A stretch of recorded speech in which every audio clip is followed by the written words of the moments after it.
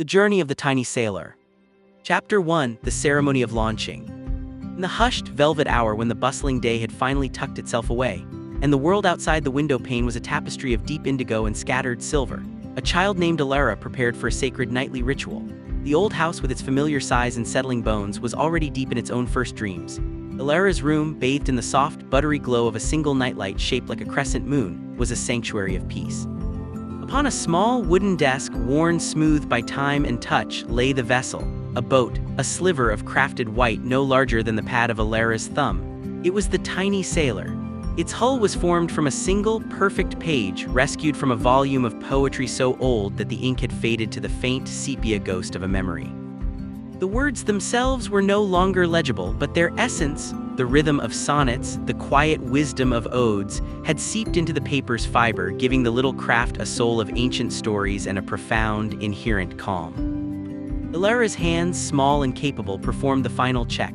The prow was sharp and true, a perfect point aimed at the unknown. The sides were folded with meticulous care, strong enough to withstand gentle currents. The sail, a single proud triangle, stood ready to catch not the wind but the very breath of the night. This was no mere toy, it was an explorer of quiet realms, a seeker of slumberous horizons. With the boat cupped gently in their palm, Alara rose and moved to the window. It was open just a crack, allowing a tendril of cool, night air to curl into the room, carrying scents of damp earth and slumbering flowers. On the wide, painted windowsill sat the launching point, a wide, shallow bowl of clear water. To any other eye, it was just a bowl. But to Alara and to the Tiny Sailor, it was the vast, still estuary of the whispering stream, a body of water connected to all the silent, dark rivers of the world that flowed only between dusk and dawn. The moon, a slender paring of silver, cast a weak, luminous path across the water's dark surface. The stage was set. The audience, the watching stars, the patient furniture, the very air itself held its breath. "For you," Alara whispered, their voice a soft exhalation mingling with the night air, "a journey of soft wonders, a voyage to the cradle of quiet. Go now, Tiny Sailor, be brave in your stillness." With a breath as light as thistledown, Alara sent the boat sailing from their fingertips. It descended through the cool air and met the water with a sound so gentle it was less a sound and more a feeling. PFT, a tiny, dry sigh of acceptance as the water welcomed its new guest. For a long moment, nothing happened. The Tiny Sailor simply rested on the inky surface, a speck of white on a sheet of obsidian, acclimating to its new, liquid world. It felt the cool embrace of the stream, a constant, buoyant pressure along its paper hull. It was a feeling not of cold, but of alive stillness. Then the current began. It did not rush, it did not tug. It was a slow, inevitable drawing, as if the water itself was a great, soft exhalation and the sailor was a feather caught upon its breath. The prow swung slowly, gracefully away from the familiar solidity of the shore, the painted wood of the windowsill, and pointed towards the profound, welcoming darkness at the center of the bowl.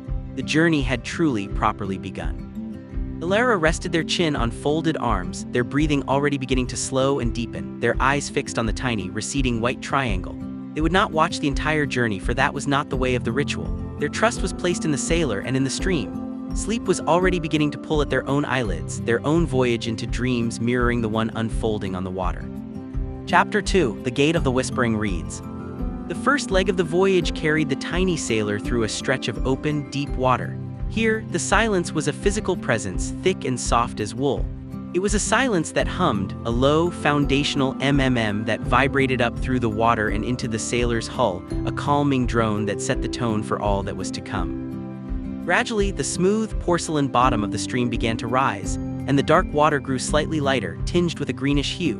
The sailor was approaching the forest of the whispering reeds. They were not true reeds, but a collection of slender, green drinking straws and old paintbrush handles that Alara had placed artfully in the water, now transformed by the magic of the moon and imagination. They stood in silent, dense ranks, tall and slender, their forms like the bars of a cage meant not to imprison, but to protect. As the Tiny Sailor neared the outer edge of this forest, the reeds began to stir, not with a rustle, but with a voice. It was a collective voice made of countless soft exhalations. "SHH," came the first sound, a long, soothing breath that seemed to smooth the very surface of the water. It was the sound of a mother quieting a child, of a librarian in a sacred hall, of the world itself settling into peace. The sailor drifted closer, and the reeds parted just enough to allow its passage. LSSSS, another joined, a sound like a slow leak of tension from a tired soul. It was the sound of letting go, of a burden being gently lowered to the ground. Now within the forest proper, the sounds multiplied, layering into a gentle, sibilant chorus. Hush, they counseled. SFT, they advised, like the calming stroke of a hand on a brow. WHSSSD, they intoned, the sound of slow, moving water over smooth stone. The reeds were not speaking words, but the pure essence of quiet. Their whispers wove a cocoon of calm around the tiny sailor. It felt the crispness of its own paper folds, a memory of its dry terrestrial origins begin to soften and relax. It learned to yield, to accept the gentle, persistent sway of the water.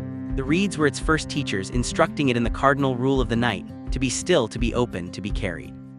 The path through the reeds was not straight. It meandered in soft, lazy curves, and the sailor went where the current willed. The reeds created the path ahead and closed it off behind, ensuring there was no thought of return, only the peaceful progression forward. Time lost all meaning.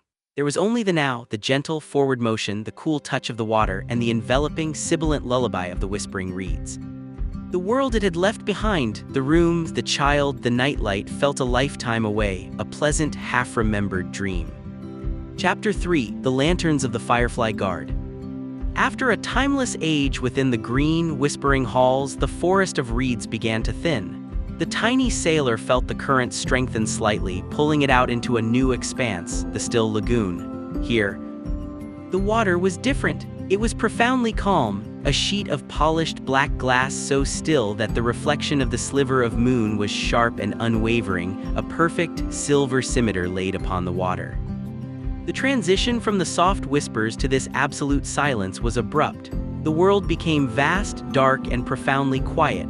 For a fleeting moment, a sensation not of fear but of profound solitude might have brushed against the sailor's consciousness. It was a small, white speck in an immense, dark universe. But the night was kind, and it never left its travelers alone for long. A single point of light ignited in the air above the lagoon. It was a soft, gold-tinged spark. It pulsed once, then twice, with a warm, buttery luminescence. It was not a harsh electric glare, but the light of a remembered candle flame, gentle and organic. This was the first of the Firefly Lanterns. Then another appeared nearby, its light a cooler silver blue. Then another, a soft green. Soon the air above the still lagoon was host to a floating constellation of these gentle lights. They were the Firefly Guard, the silent sentinels of the dark places. They did not buzz or flit. They drifted with a slow, purposeful grace, their movements a silent, synchronized dance. Their light was not constant. It swelled and faded in a slow, hypnotic rhythm, a visual melody. Swell, fade, swell, fade. One of the golden lanterns drifted down from the squadron, descending until it hung just a hair's breadth above the tiny sailor's mast. Instantly, a small, perfect pool of gold light illuminated the little deck, pushing back the oppressive vastness of the dark. The sailor felt a wave of reassurance. It was not alone. Another lantern, this one a silvery blue, floated ahead, taking a position a few inches in front of the prow, casting a soft glow upon the water.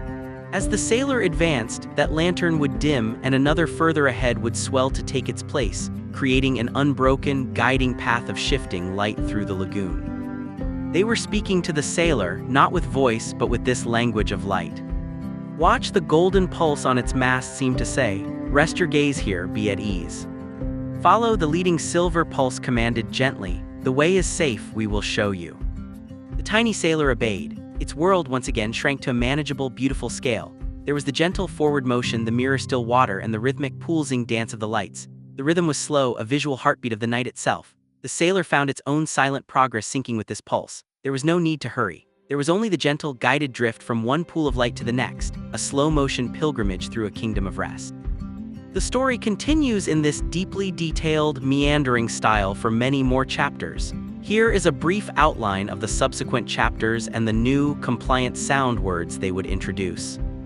Chapter 4, The Council of the Luminous Minnows. The sailor enters a shallower area where the stream bed is composed of singing stones. It is met by a school of fish with scales of mother of pearl. They emit a deep, harmonic hem and a resonant O that vibrates through the water, a wordless, polyphonic hymn of peace that tunes the sailor's very being to the frequency of contentment.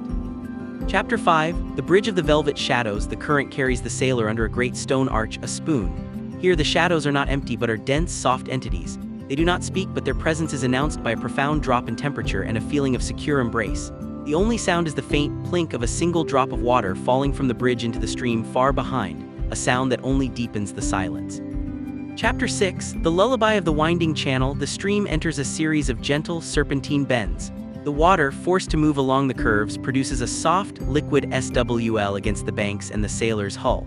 This sound, combined with the gentle rocking motion as the boat navigates each turn, creates a powerful, cradle-like rhythm. Chapter 7, The Meadow of the Slumbering Lilies. The sailor drifts into a wide, calm basin where giant lily pads, coins, leaves float. The air is thick with the silent, sweet scent of dream flowers. Occasionally, a frog, a mere lump of jade, opens its mouth and lets out a low, deep glog that seems to come from the very mud at the world's beginning, a primal, soothing sound. Chapter 8, The Glen of the Sighing Willows. The banks rise and long, trailing filaments threads hang down, brushing the water's surface. As the sailor passes, they stir the filaments, which release a soft, collective sigh, FWH, the sound of a weary but contented world breathing out. Chapter 9, The Gentle Descent. The stream narrows and the current quickens slightly, carrying the sailor down a tiny, smooth ramp of stone, a pebble. The water here makes a light, tinkling sound, KLT, like distant glass wind chimes, a merry yet gentle sound that promises a pleasant destination. Chapter 10, The Cove of the Plush Moss. Here the journey ends. The current washes the tiny sailor into a final, sheltered inlet. The banks and bottom are lined with the softest, deepest green moss, a piece of velvet or felt. The water is perfectly, utterly still. The sound of the stream is gone, replaced by the profound silence of arrival. The sailor comes to a gentle, final rest, its hull nestling into the moss with a soft, conclusive TH. The Firefly Lanterns dim their lights to a faint, sleeping glow. The world is soft, dark, safe, and still. The tiny sailor has reached its haven. It is home. And in their bed, Alara, who has long since sailed into their own sea of dreams, breathes deeply and peacefully, a mirror of the perfect rest their paper captain has found.